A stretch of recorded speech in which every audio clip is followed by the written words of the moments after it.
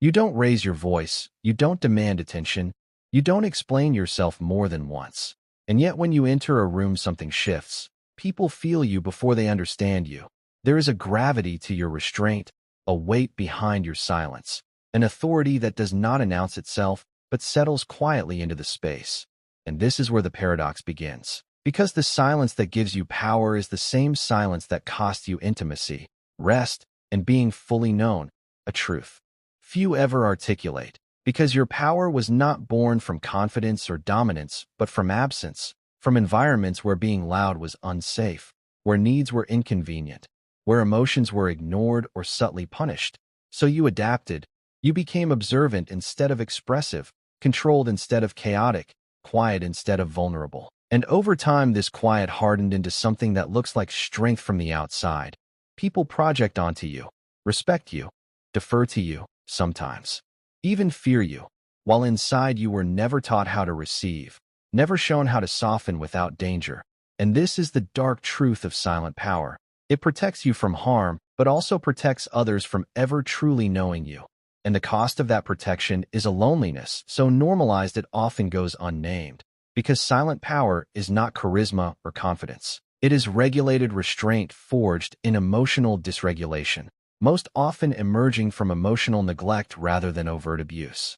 Where a child learns that emotions are not met but managed alone, and the nervous system adapts by turning inward, creating hypervigilance, a constant scanning of the environment for shifts in tone, mood, or threat, not because the person is naturally anxious, but because unpredictability trained their brain to stay alert, their default mode network looping endlessly, rehearsing, anticipating, preparing. And alongside this develops avoidant attachment, the quiet conclusion that closeness equals risk, dependence equals disappointment. So self-containment becomes identity, competence replaces connection, independence becomes armor, and often there is parentification, being emotionally mature before being emotionally supported, becoming the calm one, the stable one, the one who handles it.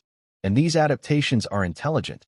They work, they keep you safe. But survival intelligence is not the same as emotional freedom, because what remains unexamined becomes destiny, as Jung warned, and silent power left unconscious turns into a life where authenticity is traded for acceptance, softness for control, rest for vigilance, where you are admired but not held, respected but not deeply known, where days pass without expressing a real need, years without asking for help, a lifetime without feeling fully met. And the grief of this loss is quiet. It does not collapse dramatically. It hums beneath the surface of your life. An invisible weight, because buried emotions do not die. As Rilke understood, they are buried alive, and buried emotions become numbness, distance, the sense that life is happening around you rather than through you. And beneath silent power is not a fear of weakness, but a fear of exposure. The fear that if you soften, you will be overwhelmed. If you speak, you will be dismissed.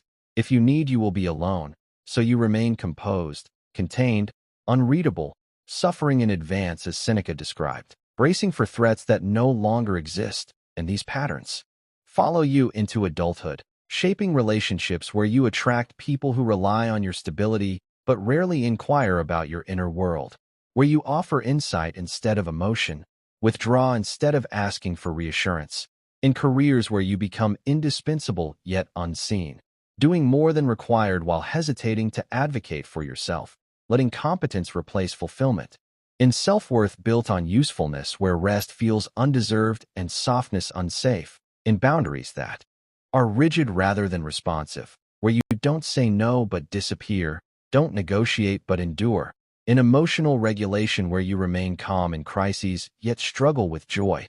Your body perpetually braced, stillness unfamiliar, and an identity where you know who you are for others, but not who you are when no one needs you. And these are not flaws. They are coping mechanisms that once saved you. But power that is never shared becomes isolation. Control that is never softened becomes a prison.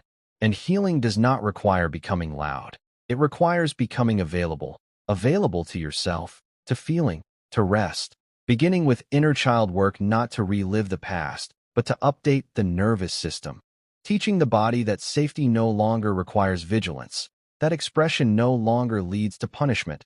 That softness is not collapse, followed by shadow work, meeting the parts of you that learn to hide, the needy part, the angry part, the exhausted part, not to eliminate them, but to integrate them. Because nervous system regulation is not a technique, but a permission to slow down, to receive without performing, to be held without earning it.